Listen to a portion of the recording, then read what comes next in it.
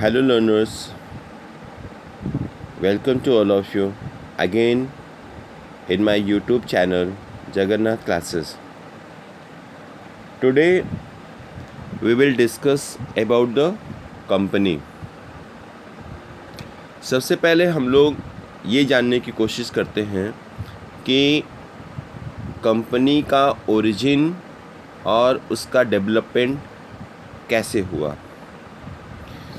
सबसे पहले जो व्यापार हुआ वह सोल प्रोप्राइटरशिप का था और सोल प्रोप्राइटरशिप का जो व्यवसाय का जब आकार बढ़ गया तो शुरुआत हुई पार्टनरशिप की और बड़ी बड़ी मशीनों का आविष्कार किया गया, बड़े पैमाने पर प्रोडक्शन हुआ और इस तरह से हम देखते हैं कि व्यापार के अंदर बहुत बड़ी मात्रा में कैपिटल, मैनेजमेंट और रिस्क, इन सारी चीज़ों की आवश्यकता अनुभव हुई। अब सोल प्रोप्राइटरशिप में और पार्टनरशिप के बिजनेस में इतना पैसा इकट्ठा कर पाना आसान नहीं, तो ऐसे समय में ज़रूरत समझ में आई कि कंपनी को इस्टेब्लिश किया जाए। भाई जो अतिरिक्त व्यवसाय के जो रिस्क है वो उसका जो शेयर है वो बहुत बढ़ जाता है। कंपनी में जो मेंबर्स होते हैं उनके जो लायबिलिटीज़ होती हैं वह कम होती हैं और साथ ही साथ उसमें कैपिटल जो होता है वह ज़्यादा इकट्ठा हो जाता है। लार्ज स्केल पे चलने वाले बहुत सारे ऐसे इंडस्ट्रीज़ थी जिनमें कंपनी का जो व्यवसाय है वह अधिक ही महत्वपूर्ण सिद्ध हुआ। इसके द्वारा ऐसे व्यवसायों को आगे बढ़ाने में सहायता प्रदान की जिन्हें अधिक पूंजी की आवश्यकता थी। कंपनी व्यवसाय के द्वारा व्यवसायियों को बड़ी मात्रा में पूंजी की प्राप्ति, उनके लिमिटेड लायबिलिटीज़ और उनके रिस्क, ये सभी जो थे उनको जो है वह व्यक्तियों में बंटने के कारण अनेक बड़े इंडस्ट्रीज़ का प्रसार हुआ, एक्सपेंशन हुआ। ठीक है, आज हमारे देश में ही नहीं, प्रत्येक देश में जो कंपनी का जो व्यवसाय है, कंपनी का जो मार्केट है, वह बड़े बड़े देशों में, भिन्न भिन्न देशों में इन्हें भिन्न भिन्न नामों से हम लोग जानते हैं। जैसे कहीं पर हम लोग स्टॉक कंपनी के नाम से जानते हैं, कहीं पे कॉरपोरेशन के नाम से जानते हैं और कहीं पे हम लोग जॉइंट स्टॉक कंपनी के नाम से जानते हैं।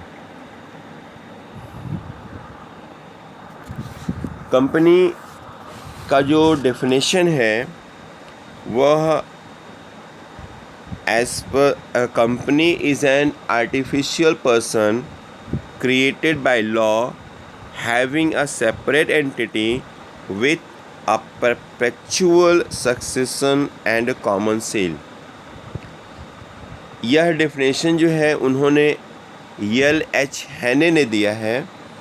एल.एच. हैने का कहना है कि कंपनी जो है वह कंपनी एक्ट के तहत एक जो है आर्टिफिशियल पर्सन है जिसका अपना एक सेपरेट लीगल एंटिटी है। वह जो है परपेचुअल सक्सेशन, मतलब आपका कि यह अविच्छिन्न उत्तराधिकार और इसका एक अपना कॉमन सील है।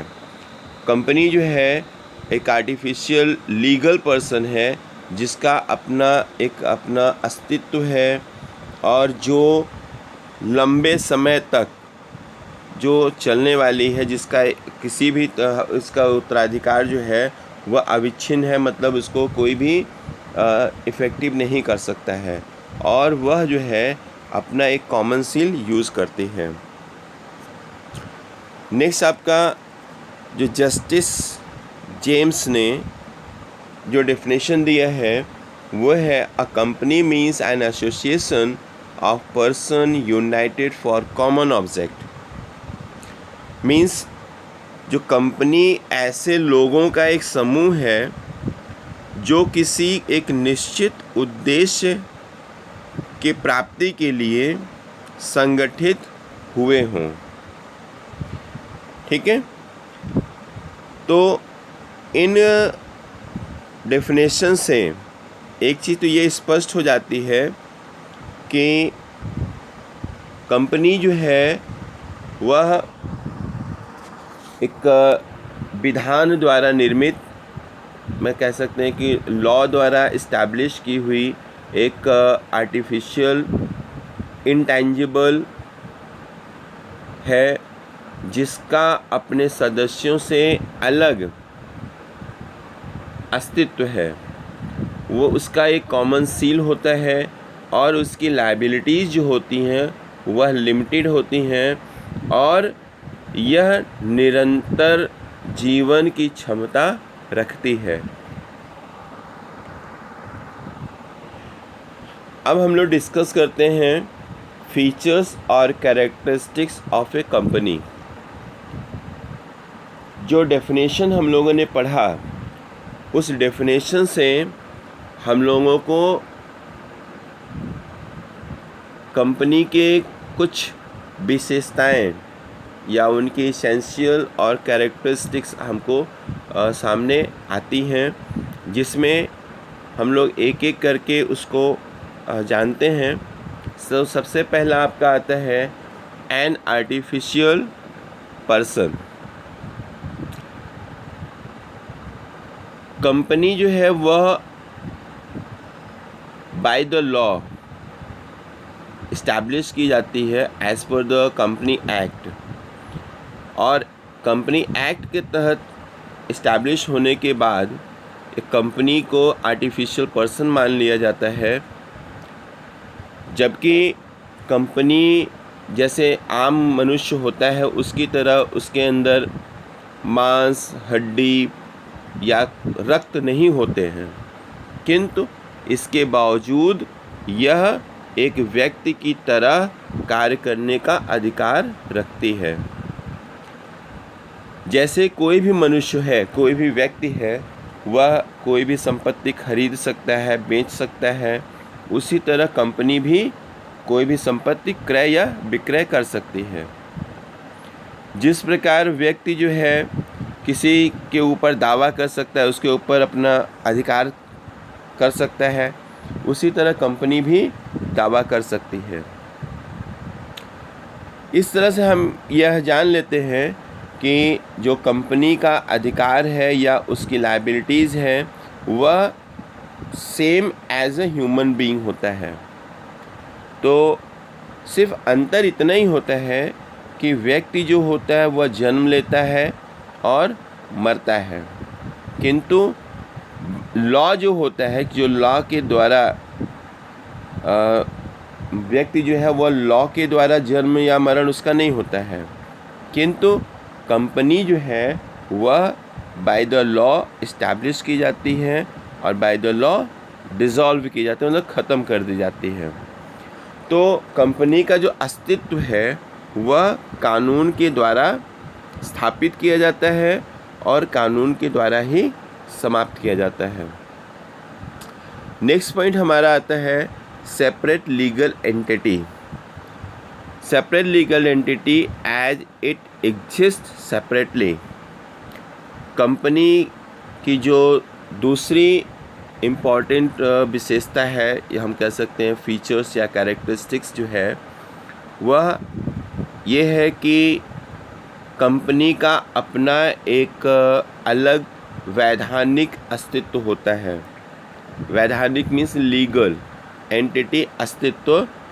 तो कंपनी का एक अपना वैधानिक अस्तित्व होता है और कंपनी का कोई भी जो शेयर होल्डर होता है वह कंपनी के साथ किसी भी तरह का कॉन्ट्रैक्ट कर सकता है, जिसके कारण कंपनी अपने नाम से संपत्ति रख सकती है और उसका संचालन कर सकती है। कंपनी बैंक में अपना खाता खोल सकती है, रुपए का लेन देन कर सकती है तथा सभी ऐसे कार्य कर सकती है जो कि एक व्यक्ति अपने निजी व्यापार के संबंध में कर सकता है। तो इस तरह से हम कह सकते हैं कि जो कंपनी है उसका अपना एक सेपरेट लीगल एंटिटी होती है और उसके सदस्यों से एक अलग अस्तित्व होता है। जो उसके सदस्य होते हैं members of the company, members और कंपनी का अपना एक अलग अलग अस्तित्व होता है। नेक्स्ट वन आता है हमारा perpetual succession. Perpetual succession company का एक इसेंशियल फीचर है। कंपनी का जो अस्तित्व है, जो उसकी एंटिटी है, वह स्थायी होती है। इसका जीवन इसके सदस्यों के जीवन पर निर्भर नहीं करता।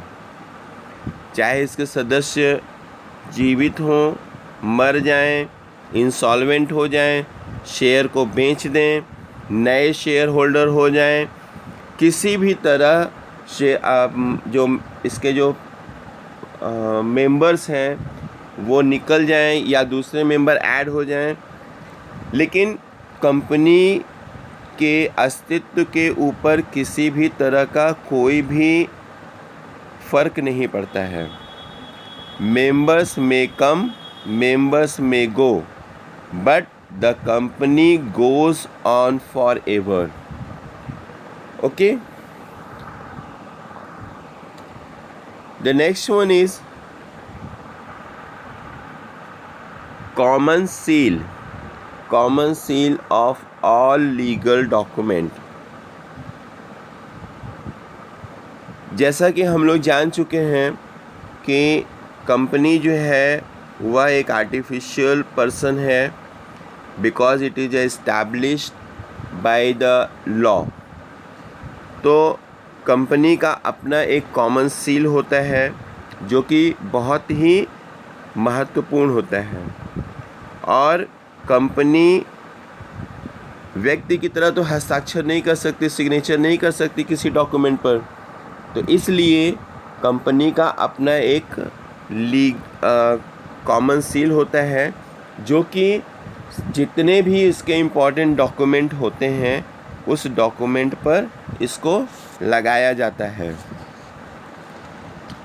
Next one is limited liability. As liability of share holders is limited to share capital contribution. जो कंपनी की एक यह भी विशेषता है कि इसके जो सदस्य हैं उनकी जो लायबिलिटी है वह संभवतः सीमित होती है।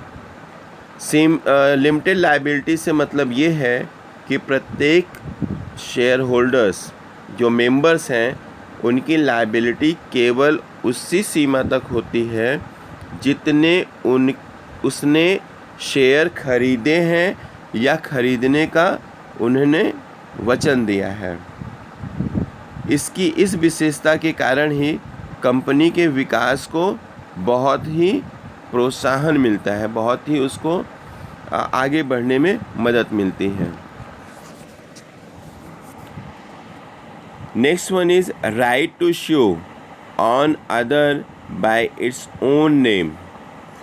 मीन्स हम ये कह सकते हैं कि कंपनी के पास एक अधिकार होता है दूसरे के ऊपर अभियोग चलाने का, दूसरे के ऊपर केस करने का।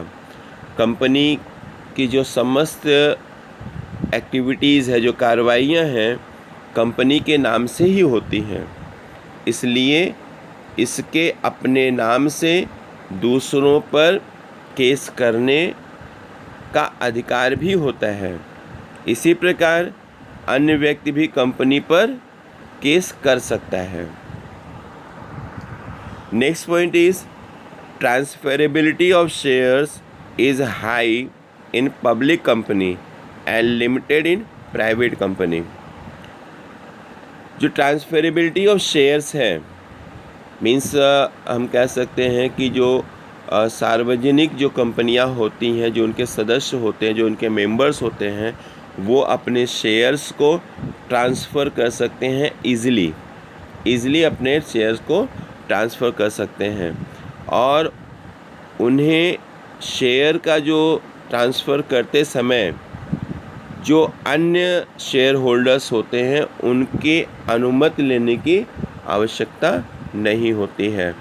अगर मेरे पास 500 शेयर है और मदन के पास 500 शेयर है और मैं अपना शेयर जो है श्याम को बेचना चाहता हूँ, तो मुझे मदन से परमिशन लेने की ज़रूरत नहीं है, या मुझे कंपनी से ज़रूरत नहीं है कि मैं कंपनी से पूछूं कि मैं शेयर श्याम को देना चाहता हूँ कि नहीं देना चाहता हूँ। तो ये जो है आसानी से ट्रांसफरेबल है। और नेक्स्ट नाउ आप लोगों ने अभी तक पूरे वीडियो को देखा, इसके लिए आप सभी को बहुत बहुत धन्यवाद। आप लोगों से एक अनुरोध है कि यदि अब तक आप लोगों ने मेरे इस चैनल को सब्सक्राइब नहीं किया है, तो कृपया इस चैनल को सब्सक्राइब कर लें, ताकि जो भी मैं नई वीडियो अपलोड करूं तो वो आपको आसानी से मिल जाए। Okay everyone, thank you.